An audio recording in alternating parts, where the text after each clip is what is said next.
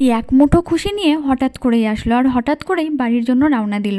আরও অনেক কিছু নিয়ে চলে এসেছে এই ভিডিওটা কিন্তু অবশ্যই এন্ড পর্যন্ত দেখো, আশা করি তোমাদের ভালো লাগবে। চ্যানেলে নতুন হলে চ্যানেলটাকে সাবস্ক্রাইব করতে পারো, ফেসবুক পেজ এবং হোয়াটসঅ্যাপ চ্যানেলটাও তাড়াতাড়ি জয়েন করো। ঠান্ডার দিনে আর যাই বলো, সকাল সকাল স্নান করার অনেক বেনিফিট রয়েছে। সকালে উঠে একেবারে স্নানটা সেরে নিলে ঠান্ডাটাও একবারই লাগে, না হলে যত বেলা গড়ায় ঠান্ডাটা ততই বেশি লাগে। যদি কোনোদিনও ভাবি যে পরে স্নান করব, তাহলে সেই ভাবতে ভাবতে আর বেলা গড়াতে গড়াতে আরও বেশি ঠান্ডা লাগে। তাই চেষ্টা করি ঘুম থেকে উঠে হালকা পাতলা যে সমস্ত কাজকর্ম থাকে সেগুলো সেরে আগে স্নানটাই করে নিতে। স্নান সেরে ফুলের ঝুড়ি নিয়ে চলে এসেছি আমি ফুল তুলতে, আর ফোনটাকেও সাথে নিয়ে, না হলে তোমাদেরকে দেখাবো কিভাবে। গুড মর্নিং মাই ফ্যামিলি, শুভ সকাল। তোমরা সবাই কেমন আছো? আশা করছি ভালো আছো এবং সুস্থ আছো। আবার একটা নতুন ভিডিও নিয়ে চলে আসলাম উইন্টার স্পেশাল। কারণ এখন মোটামুটি বেলা 11:30 বাজে, কিন্তু সূচি মামার দেখা এখনো পর্যন্ত নেই। কুয়াশাটা একটু কেটে গেলেও ঠান্ডাটা তুলনামূলক আগের দিনগুলো থেকে একটু বেশিই আছে। খাওয়া দাওয়াটা বাদ দিয়ে স্নান পূজা সবকিছুই হয়ে গেছে, তাই ভাবলাম ব্লগটা একটু শুরু করি আর তোমাদের সাথেও বকবকটা শুরু করি। এই ভিডিওতেও অনেক কিছু তোমাদের সাথে শেয়ার করেছি, আশা করি ভিডিওটা তোমাদের ভালো লাগবে। অবশ্যই এন্ড পর্যন্ত দেখো, কিন্তু কথা বলার স্পিডটা মনে একটু বেশি তাড়াতাড়ি হয়ে গেল।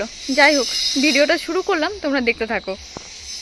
আমাদের টুনি দেখো একা একাই খাবার খেতে ব্যস্ত। এখন মোটামুটি 1-2 সপ্তাহ থেকে ওকে একাই ছাদে নিয়ে আসি। জানি না 2-3 সপ্তাহ থেকে যে কি হয়েছে, বারবার টুনাটাকে ধাক্কাধাক্কি করে কামড়াকামড়ি করে নিচে তো ফেলেই দেয়। তাই শুধু ওকেই নিয়ে আসি, টুনাটা নিচেই আছে। ভিডিওটা করতে করতে দেখি মা কুলোতে করে খাবার নিয়ে আসে পায়রাগুলোকে দেওয়ার জন্য।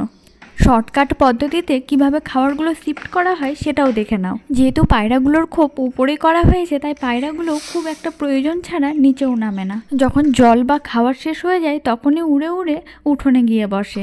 সত্যি হঠাৎ করে ঠান্ডাটা যেন দুম করে বেড়ে গেল। ছাদে কিছুক্ষণ ছিলাম, তাই এত বাতাস একেবারে গা কাঁপুনি দিয়ে আসছে। তাই সব ছেড়ে আবার একটু আগুন ধরানোর প্রিপারেশনই চলছে। তবে থেকে ঠান্ডাটা একটু বেশিই বেড়ে গেছে, কাজগুলোও একটু হয় থেমে থেমে। আর ঠান্ডার দিনে সবথেকে বড় সমস্যা যেটা হয়, জল তো ঠান্ডা হয়, ট্যাঙ্কির জল উল্টে আরও বেশি ঠান্ডা হয়। বসে থাকতে থাকতে ঠান্ডার দিনে গরম গরম চায়ের কথা মনে পড়লো, তাহলে সেটাই বা কেন বাকি থাকে। যাই হোক, বেশ কিছুক্ষণ বসে থাকার পরে দেখি বাবা বড় একটা ব্যাগের 1 ব্যাগ সবজি বাজার করে এনেছে। আসলে বাজারঘাটও হলো প্রায় বেশ কিছুদিন পর। ঠান্ডার জন্য সেগুলোও আর হয়ে ওঠে না, আর কত কিছু বাজার করেছে দেখো। তবে গরমের দিনের তুলনায় একটা কথা কিন্তু মানতেই হবে, শাক সবজিগুলো কিন্তু বেশ ভালো পাওয়া যায়। শাক সবজি ডাল মটর আলু সব কিছুর মাঝে দেখি প্লাস্টিকে পাউরুটি আছে, সেটাকে আমি নিয়ে চলে গেলাম রান্নাঘরে রাখার জন্য। এত কিছু করতে গিয়ে মনে পড়লো আজকে তো আমার ব্রেকফাস্টটাই করা হয়নি এখন পর্যন্ত। ব্রেকফাস্ট মেনুতে ছিল আজকে পাটিসাপটা এবং অল্প একটু বাঁধাকপির তরকারি। যে কোনো মিষ্টি জিনিস বা পুলি পিঠা তখনই আমার একটু খেতে বেশি ভালো লাগে যখন কম্বিনেশন ডিশ হিসাবে কোনো তরকারি সবজি বা ভাজা টাইপের কোনো একটা রেসিপি থাকে। তোমাদের সাথে আরও একটা উইন্টার স্পেশাল রেসিপি শেয়ার করব। বাদামের ডালটাতে পরিমাণ মতো লবণ হলুদ দিয়ে সিদ্ধ করে নেওয়া হয়েছে, এটাকে পাটার মধ্যে বেটে ভালোভাবে পেস্ট করে নেওয়া হলো। সেটার কি হবে সেটা তোমরা ভিডিওটা দেখতে দেখতেই বুঝতে পারবে। ডাল বাটাটার মধ্যে অল্প একটু দেওয়া হয়েছে আদা বাটা আর একটু সবজি মশলা অ্যাড করা হলো। তবে এই মশলাটা মা বাড়িতেই বানায়, কোনো একদিন সেটাও শেয়ার করব। তোমরা তার বদলে তোমাদের টেস্ট অ্যাকর্ডিং কোনো সবজি মশলা বা জিরার গুঁড়ো দিতে পারো। আর দেওয়া হলো গোলমরিচ গুঁড়ো এবং কাশ্মীরি লঙ্কা গুঁড়ো। পরিমাণ মতো লবণ হলুদ আগেই দেওয়া হয়েছিল ডালটা সিদ্ধ করার সময়। এবার সব কিছুকে ভালোভাবে মেখে নিতে হবে।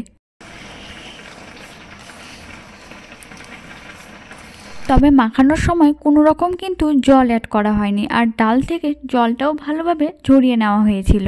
ডালের পুরটা আমাদের রেডি হয়ে গেছে, সেটার কি করব সেটা তোমরা পরেই জানতে পারবে। ধনে পাতাগুলো আজকে এত সুন্দর ছিল যে পাতা এবং ডাঁট কোনোটাই ফেলতে ইচ্ছা করছিল না। পাতাটা দেখে ধনে পাতার চাটনির কথা মনে পড়লো। চাটনিতে দেওয়ার জন্য এখানে কয়েক কোয়া রসুন অল্প একটু পুড়িয়ে নেওয়া হচ্ছে। তোমরা চাইলে কাঁচা রসুন বা হালকা একটু অয়েল ফ্রাই করেও রসুনটাকে দিতে পারো।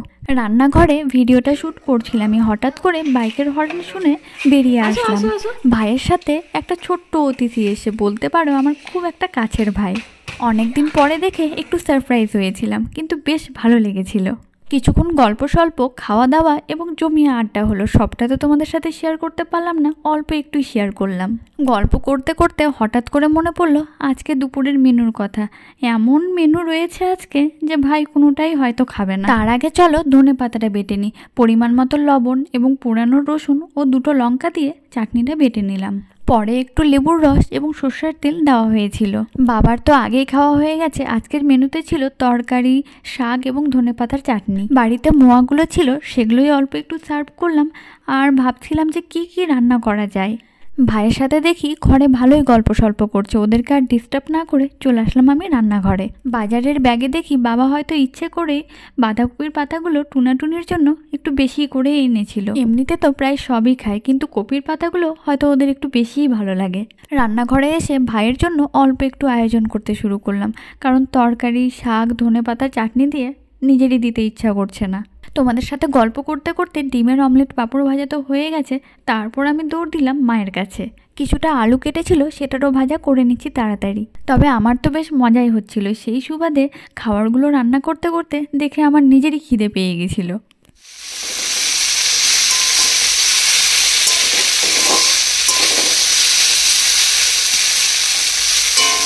ভাবলাম যে ঘরে গিয়ে দেখি ভাই আমার কি করে। তবে দেখে মনে মনে ভাবলাম আমার ভাইয়ের সাথে এই ভাইয়ের সাদৃশ্য ভালোই রয়েছে, খাওয়ার দাওয়ারের দিক থেকেও আর গেম খেলার দিক থেকেও। বাকি সবাই কিন্তু দেখবে যে তুমি এখানে এসে কি করছো। কিছুক্ষণ ওর কাছে বসে থাকতে থাকতে এসে দেখি আলু ভাজাটাও কমপ্লিট হয়ে গেছে। মসুরের ডালের কম্বিনেশনটা কিন্তু অমলেট, আলু ভাজা, পাঁপড় ভাজার সাথে বেশ জমে, তাই আর দেরি না করে সেটাও করে ফেললাম। বেশি কিছু তো আর করতে পারলাম না। আর আজকে এমন হয়েছে বাড়িতে শুধু ডিমটাই অ্যাভেলেবেল ছিল। যতটা শুনেছি শাকসবজি খুব একটা পছন্দ করে না, তাই আজকে শুধু এইটুকুই আয়োজন। তবে চেষ্টা করলাম যাতে একটু হলেও ভালো লাগে। আর এগুলো করতে করতে প্রায় বিকেল হয়ে এসছে। তোমরা ভিডিওটা দেখতে থাকো, আমরা একে একে খাওয়া দাওয়াটা সেরে নিচ্ছি।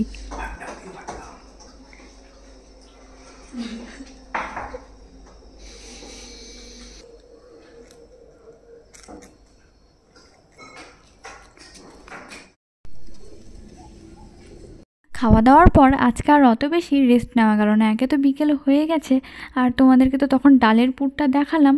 এবার ডালের পুরের কি করতে হবে সেইটা দেখে নাও। পুরির জন্য এবার আটাটাও মেখে নেওয়া হচ্ছে। এখানে কিছুটা গমের আটা এবং পরিমাণ মতো ময়দা দেওয়া হয়েছে। সেই সাথে দেওয়া হলো সর্ষের তেল, সামান্য একটু চিনি এবং অল্প একটু লবণ। সব কিছুকে মিশিয়ে একটু সময় ধরে ময়াম করে নিলে পুরি, লুচি এই টাইপের যে কোনো রেসিপি খুব ভালো হয়।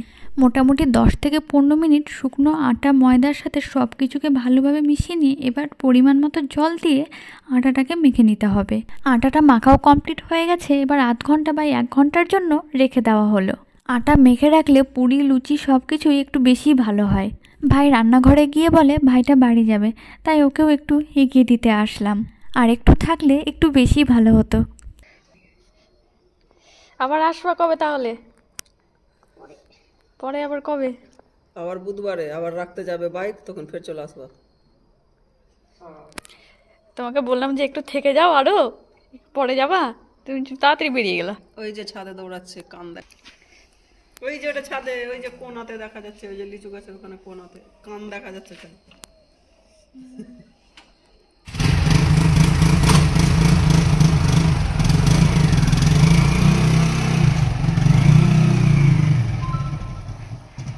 খাওয়া দাওয়া সারতে সারতে আজকে একেবারে সন্ধ্যাই হয়ে এলো। একটু পরে সন্ধ্যা দিতে হবে। আজকে একটু ভালো রোদ উঠেছিল বলে এক ছাদ জামা কাপড়ে ছিল, সেগুলো আমি আর মা কিছুক্ষণ আগেই তুলে নিয়ে গেলাম। ছাদের মধ্যে টুনিটা এখনও দৌড়াদৌড়ি করছে, ওকেও ধরে নিয়ে যেতে হবে। আর কিছুক্ষণ আগেই ওই ভাইটাও বাড়ির জন্য রওনা দিল। আর একটু থাকলে হয়তো একটু বেশি আনন্দ হতো। আর একটু থাকতে বলেছিলাম, কিন্তু আর থাকলো না। যাই হোক, একে তো ঠান্ডার দিন, রাতের সময় আর একটু বেশি ঠান্ডা লাগবে বাড়ি যেতে। বাকি সমস্ত কিছু করতে করতে সন্ধ্যা হয়ে এলো। গুড ইভিনিং সবাইকে। আমি ফ্রেশ হয়ে সন্ধ্যাটাও দিয়ে দিয়েছি। সন্ধ্যাবেলার উইন্টার স্পেশাল চা, সেটা তো একটু বেশিই ভালো লাগে। তবে তোমাদের মনে আছে কি না জানি না, আরও একটা জিনিস কিন্তু শেয়ার করার আছে। ডালের পুরটাও হয়ে গেছে, আটাটাও মেখে রাখা হয়েছে। এবার পুরি করার বাকি প্রসেসটাও দেখে নাও। রেসিপি ভিডিওটা কন্টিনিউয়াসলি নিতে পারলাম না, ভিডিওটা একটু ধাপে ধাপে হলো। ভালোই হলো, এই সুবাদে তোমরা অন্তত কমপ্লিট ভিডিওটা ওয়াচ করবে।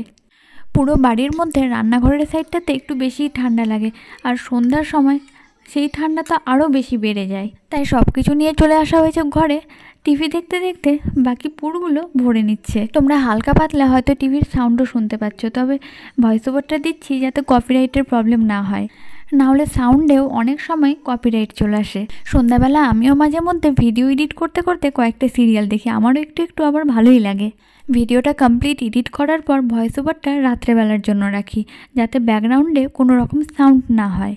ডালের পুর সবগুলোতে ভরা কমপ্লিট হয়ে গেছে, এবার আমাদের শুধু পুরির প্রসেসটা করতে বাকি। তবে পুরির পুর ভরাটা আমার এখনও খুব একটা হয়ে ওঠে না, জানি না কেন পুরিগুলো ফেটেই যায়। হাতে গোনা কয়েকটারই পুর আমি ভরেছি, দেখা যাক সেগুলোর কি হয়।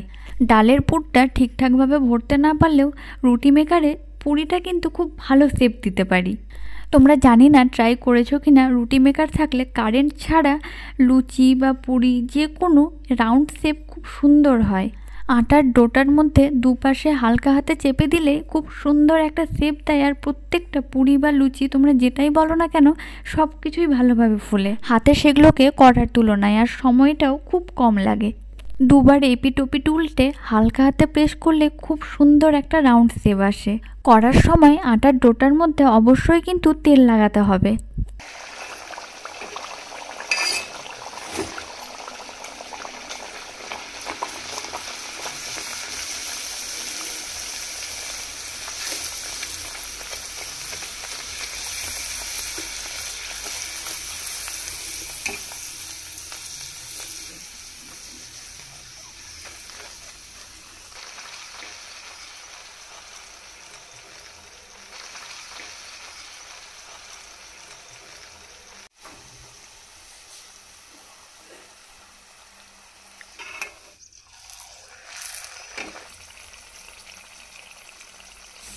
কত কিছু পরে মোটর হয়ে আছে, আমি গোল হয়ে গেছি।